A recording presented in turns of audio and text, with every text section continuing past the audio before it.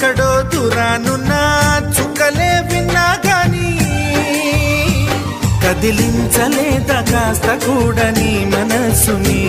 పరదాలు దాటి ఒక్కసారి పలకరించవేమి అందరినీ ఇలా వెంటపడి అడగాల సరదాగా నువ్వే ఎదురైతే సరిపోదా నిద్రపోతున్న రాత్రి నడిగా